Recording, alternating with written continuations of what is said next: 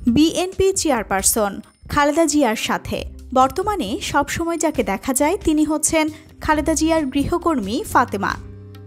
কিভাবে, কার মাধ্যমে ফাতেমা খালেদা জিয়ার বাড়িতে এলেন সেসব তথ্য নিয়ে থাকছে আজকের এই আয়োজন। রাজনৈতিক অঙ্গনের নানা তথ্য ও ইতিহাস পেতে আমাদের চ্যানেলটিকে সাবস্ক্রাইব করে বেল বাটনটি প্রেস করে রাখুন। ফাতেমা বাবা মার সঙ্গে ঢাকার শাহজাহানপুরে থাকতেন। এখন তার বাবা মা ও একমাত্র ছেলে শাহজাহানপুর এলাকাতেই থাকেন। 2015 সালে জানুয়ারি থেকে 92 দিন গুলশানে দলীয় কার্যালয়ে অবস্থানের সময় খালেদা জিয়ার সার্বক্ষণিক সঙ্গী ছিলেন ফাতেমা। ফাতেমার একমাত্র ছেলে ওই সময় মাঝে মধ্যে গুলশান কার্যালয়ে এসে তার সঙ্গে দেখা করে যেত। তার পরিবারের ব্যাপারে বিএনপির সাবেক দুজন সংসদ সদস্য ও কেন্দ্রীয় নেতারা সব খবর রাখেন। মূলত তারাই ফাতেমাকে খালেদা জিয়ার বাড়িতে গৃহ পরিচারিকার কাজে পাঠান। প্রায় 2 দশকের বেশি সময় ধরে ফাতেমা বিএনপি চেয়ারপারসনের সঙ্গে রয়েছেন। 40 বছর বয়সী ফাতেমা খালেদা জিয়ার ব্যক্তিগত কাজগুলো করেন। বিএনপি চেয়ারপারসন তার দৈনন্দিন কাজের জন্য অনেক ক্ষেত্রেই ফাতেমার উপর নির্ভরশীল। দেশের ভেতর তো বটেই, দেশের বাইরেও খালেদা জিয়ার সঙ্গে থাকেন তিনি।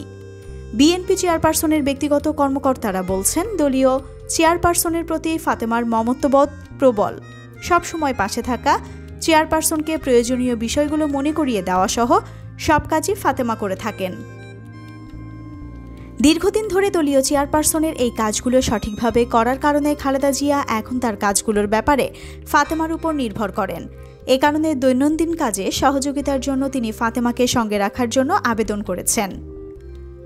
2013 সালের 29 ডিসেম্বর যখন গুলশানের কার্যালয় থেকে খালেদা জিয়াকে বের হতে দেওয়া হচ্ছিল না, ওই সময় বিএনপি চেয়ারপারসনের পেছনে পতাকা হাতে দাঁড়ানো ফাতেমাকে নিয়ে অনেকেই কৌতূহল দেখান।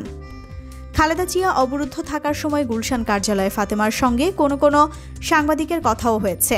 বিএনপি চেয়ারপারসনের সঙ্গে তিনি অনেক দেশে গেছেন বলেও সাংবাদিকদের জানান ফাতেমা। যেদিন খালেদা জিয়ার রায় ঘোষণা করা হয়েছিল সেদিনও গুলশানের বাসা থেকে ফাতেমাকে নিয়ে একই গাড়িতে করে আদালতে উপস্থিত হন খালেদা জিয়া। রায় পড়ার সময়ও তার সঙ্গেই ছিলেন ফাতেমা। মামলার রায়কে কেন্দ্র করে গৃহকর্মী ফাতেমা বেগমকেও কিছুদিনের জন্য পারিবারিক জীবন থেকে দূরে থাকার মানসিক প্রস্তুতি নেওয়ার নির্দেশ দিয়েছিলেন সাবেক প্রধানমন্ত্রী। রায়ের পর কারাগারে যেতে হলে গৃহকর্মী ফাতেমাকে সঙ্গে নেওয়ার আবেদন জানাবেন বলেও জানিয়েছিলেন খালেদা জিয়ার আইনজীবীরা। খালেদা জিয়ার সাথে ফাতেমা জেলে যাওয়ার পর খালেদা জিয়ার গৃহকর্মী ফাতেমার বাবাকে ভয়ভীতি দেখিয়ে সরকারের পৃষ্ঠপোষক একটি মিডিয়া সাক্ষাৎকার প্রচার করছে বলে দাবি বিএনপির।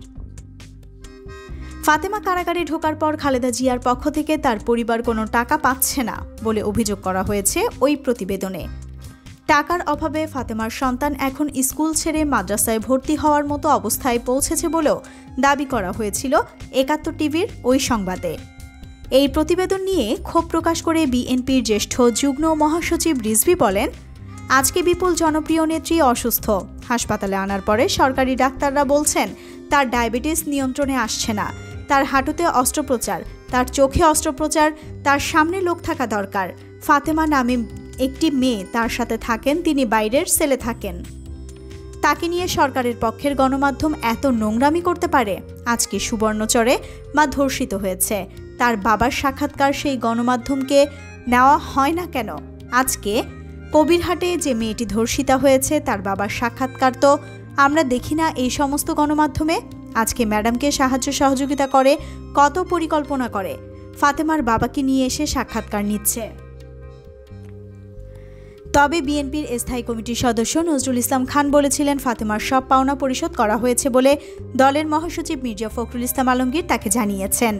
ওই অনুষ্ঠানে রিজভির বক্তব্য ধরে তিনি বলেন, রিজভী আমার ছোট ভাই, সে গুছিয়ে বলেছেন আপনাদের।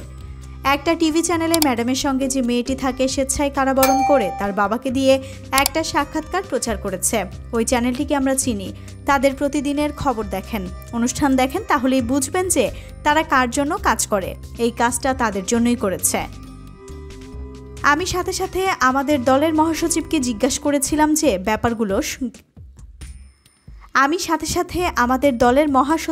জিজ্ঞাসা করেছিলাম যে ব্যাপার শোনা গেল, এটা কি?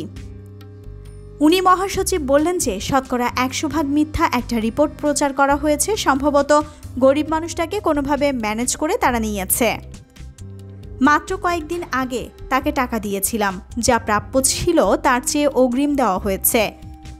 নিজে দিয়েছেন উনি বলেছেন। দেশে এত সমস্যা থাকতে এই বিষয়ে খবর প্রকাশের কারণ নিয়ে প্রশ্ন তুলে এই বিএনপি নেতা বলেন, বিশাল একটা চক্রান্ত ও ষড়যন্ত্রের অংশ এটি। দেশনেত্রী বেগম খালেদা জিয়াকে হেয় প্রতিপন্ন করার জন্য একটা চেষ্টা তো আছেই। সাবেক কারা উপ মহাপরিদর্শক শামসুল হায়দার চৌধুরী গণমাধ্যমকে বলেন, সাধারণত প্রথম শ্রেণীর বন্দী বা ডিভিশন পাওয়া ব্যক্তিদের দেখভালের জন্য সাজা ভোগরত কোনো কয়েদিকে নিয়োজিত করা হয়। নারী বন্দীদের জন্য একজন নারীকে এবং পুরুষ বন্দীদের টুকটাক কাজের জন্য একজন পুরুষ বন্দীকে নিয়োজিত করা হয়। কারাগারে এমনটিই হয়ে থাকে। তবে আদালতের আদেশে যে কোনো কিছু করা যায়।